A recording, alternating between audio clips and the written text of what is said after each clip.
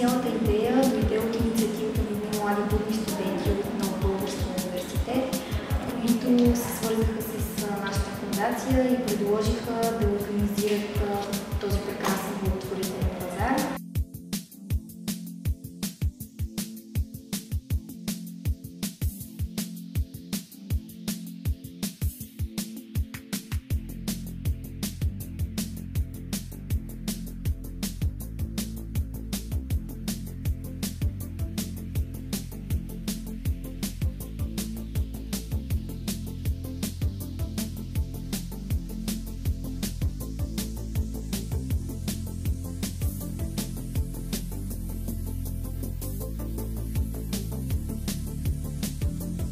Участвали ли сте и друг път в подобни благотворителни събития и благотворителността част от вас ли?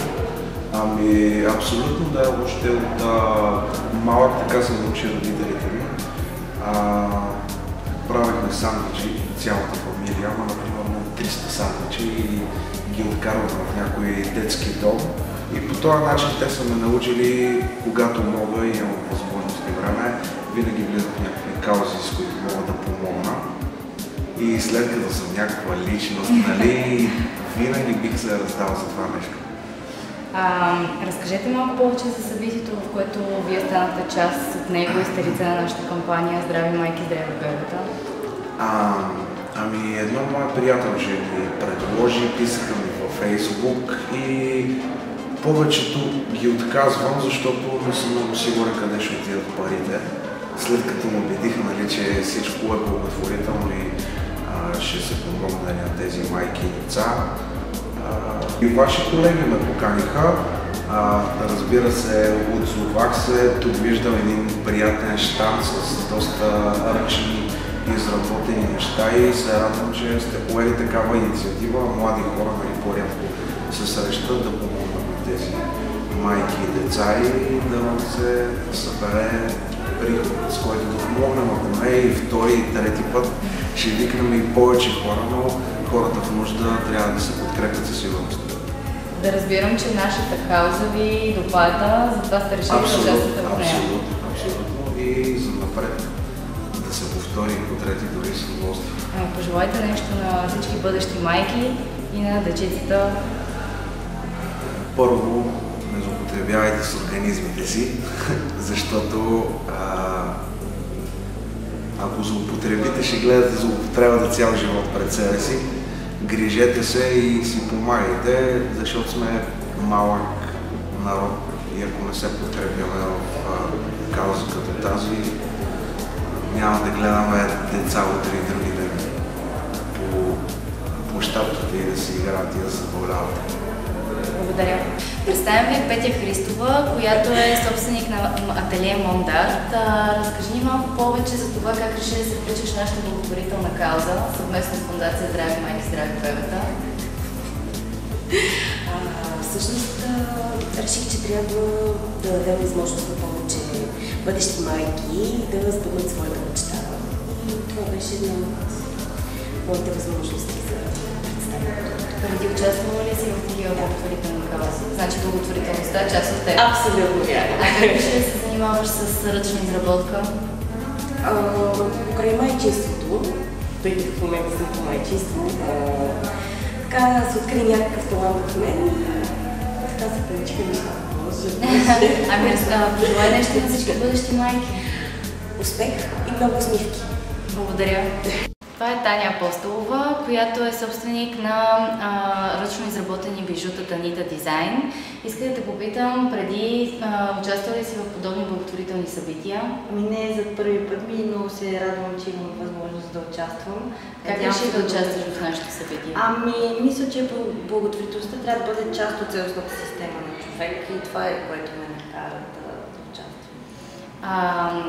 Разкажи ни повече за това как си решила да започнеш да се занимаваш с ръчно изработени изделия. Да, започна като мое хоби, което после прерасна в онлайн магазин, направих.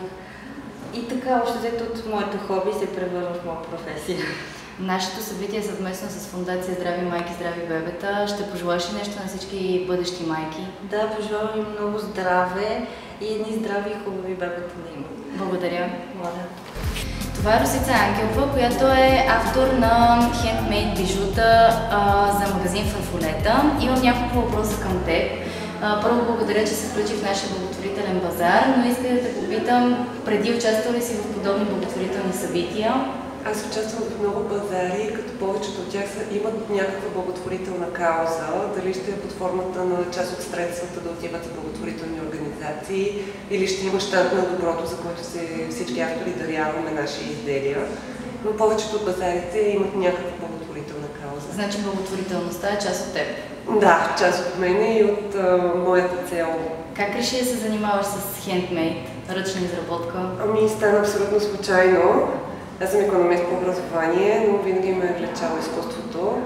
И в един момент присъствах на такова събитие и реших, че мога и аз да направя нещо, с което да направя света по-красив. Нашата кауза е съвместно с Фондация Здрави майки, здрави бебета. Пожелай нещо на всички здрави майки, на всички бъдещи майки. Да има все повече деца, да се грижат добре за здравето си, докато са бременни, а и след това, така че да може техните деца да растат в едно по-добро здравословно състояние, в един по-добър свят и да купуват все повече ръчно изработени неща, тъй като в момента това е начин да се стимулира икономиката в България. Благодаря. Това е Моника Златанова, която е председател на Фондация Здрави майки, здрави бебета. Имам няколко въпроса към нея.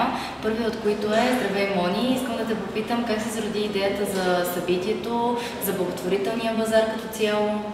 Цялата идея дойде от инициативата на едни млади будни студенти от Нов български университет, които се свързаха с нашата фондация и предложиха да организират този прекрасен благотворителен базар с помощта на доброволци, които са изработили ръчно прекрасни неща и съответно събраните средства ще бъдат дарени на нашата фондация. Фондацията е съвсем нова. Разкажи ни малко повече за нея. Фондацията наистина е нова, казва се Здрави за майки, здрави бебета и изцяло в подкрепа на бременни жени. Нашата основна цел е да информираме бременните жени за риска от развиване на прееклампсия и хелп синдром, съответно да намалим тези състояния, да предотвратим риска по време на една бременност за майката и да намалим раждането на преждевременно родени бебета. Пожелай нещо на всички бъдещи майки. Пожелавам им да бъдат много здрави, много обичани и да износят здрави бебета.